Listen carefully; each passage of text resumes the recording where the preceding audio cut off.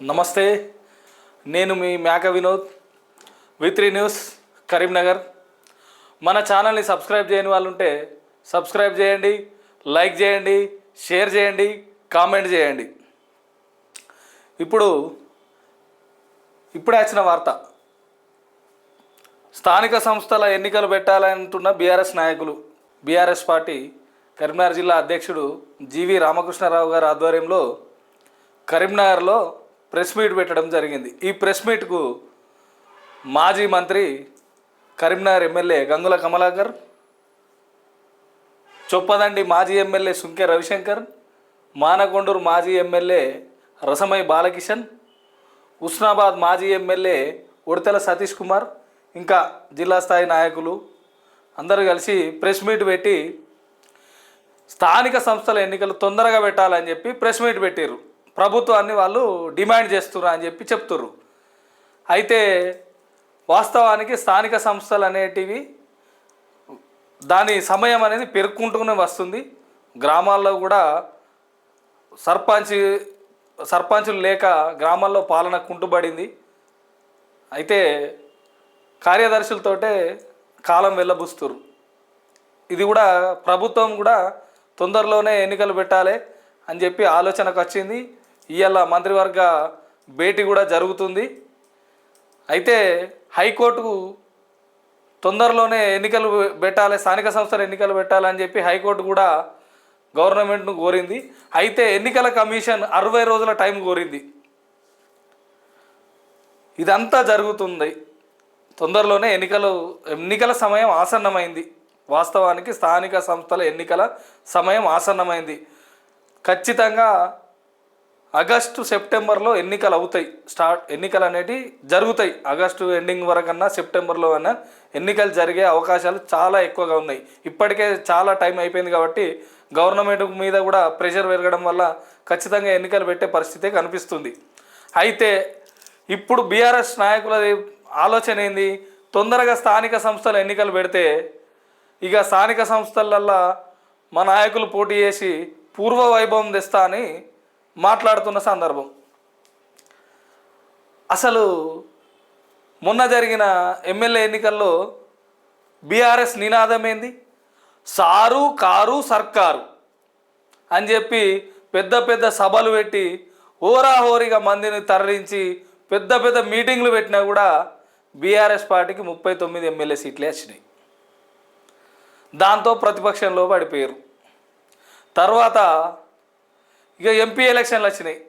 MP ఎలక్షన్లు వస్తే sir car 16 ఇదొక నినాదంతో బీఆర్ఎస్ పార్టీ ముందుకు పోయింది. అందులో ఎంపీ స్థానాలు గుండు 0, ఒక్కటంటే ఒకటి గెలవలే. ఇక మొన్న జరిగిన ఎమ్మెల్సీ ఎన్నికల్లో అసలు క్యాండిడేట్నే నిలబెట్టలే. ఇట్లా ఎప్పటికప్పుడు బీఆర్ఎస్ పార్టీ వరుస ఓటమిలు చెందేసరికి నిరాశలో ఉన్నారు. ఇప్పుడు ఏమంటారు, ఇక స్థానిక సంస్థల ఎన్నికలు వస్తే కాంగ్రెస్ పార్టీ చెప్పిన హామీలు నెరవేర్చలే కాబట్టి ఖచ్చితంగా ప్రజలు మా వైపే మొగ్గు చూపుతారు. మేము 2001లో పార్టీ పెట్టినప్పుడు ఎట్లయితే జడ్పీ స్థానాలు, జడ్పీటీసీలు, ఎంపీపీలు కైవసం చేసుకున్నామో ఇప్పుడు కూడా అట్నే కైవసం చేసుకుంటామని వాళ్ళ ధీమాలో బీఆర్ఎస్ నాయకులు ఉన్నారు. ఇక కాంగ్రెస్ నాయకులు మేము చెప్పిన హామీలే కాదు చెప్పని హామీలు కూడా నెరవేరుస్తూ వస్తున్నాం. మేము చెప్పిన హామీలు చేసుకుంటూ, సరే గవర్నమెంట్ దగ్గర డబ్బులు లేకున్నా గత ప్రభుత్వం పూర్తి స్థాయిలో అప్పుల్లో ముంచిపోయినా కూడా మేము అంతో ఇంతో చెప్పిన కాడికి అభివృద్ధి చేస్తూ ప్రతి విషయాన్ని చెప్పిన మాటగా అభివృద్ధి చేస్తూ చెప్పని కూడా వాళ్ళు 10 ఏళ్లలో ఇచ్చిన హామీలు నెరవేర్చకుండా కూడా మేము వచ్చిన 18 నెలల్లో వాళ్ళు 10 ఏళ్లలో ఇవ్వని రేషన్ కార్డులు ఇచ్చినాం, వాళ్ళు 10 ఏళ్లలో చేయలేని అభివృద్ధి ఇందిరమ్మిళ్ళు ఇచ్చినాం, సన్న బియ్యం ఇచ్చినాం, 200 యూనిట్ల కరెంటు, ప్రతి ఇంటికి 200 యూనిట్ల కరెంటు వరకు కూడా మేము సబ్సిడీ ఇస్తున్నాం. ఇట్లా ప్రతి ఒక్క ఇంటికి పథకం అనేది అందుతుంది. ఈరోజు కాంగ్రెస్ పార్టీ పథకాలు తీసుకొని ఈరోజు తెలంగాణలో ఉన్న ప్రజలందరూ సంతోషంగా ఉన్నారు. కాబట్టి మాదే పై చేయి ఉంటుందని కాంగ్రెస్ నాయకులు కూడా అంటుర్రు.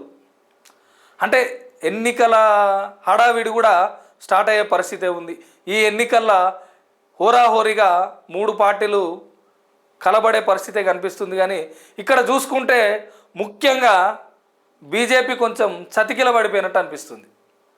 ఎందుకంటే ఇప్పుడు తెలంగాణలో ట్రెండింగ్లో ఉన్న విషయం ఏంటంటే బీసీ నినాదం, బీసీ వాదం.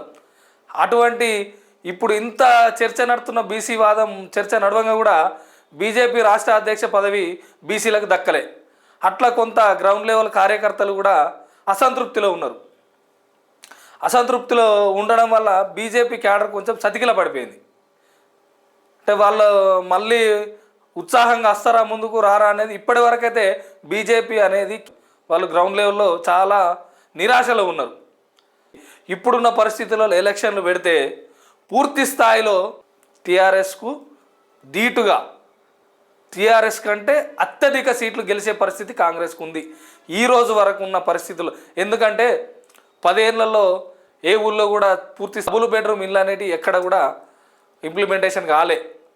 అక్కడక్కడ అడపదడప 10 ఇళ్ళు 20 ఇళ్ళు తప్ప పూర్తి స్థాయిలో ఎక్కడ కూడా ప్రజలకు వాళ్ళు డబుల్ బెడ్రూమ్ ఇల్లు ఇయ్యలేకపోయారు. కాబట్టి కాంగ్రెస్ ప్రభుత్వం వచ్చినాక ప్రతి ఊరికి పైలట్ ప్రాజెక్ట్ కింద మండలానికి ఒక ఊరును సెలెక్ట్ చేసి మండలానికి ఒక ఊరుకు 200 ఇళ్ళను శాంక్షన్ చేసింది.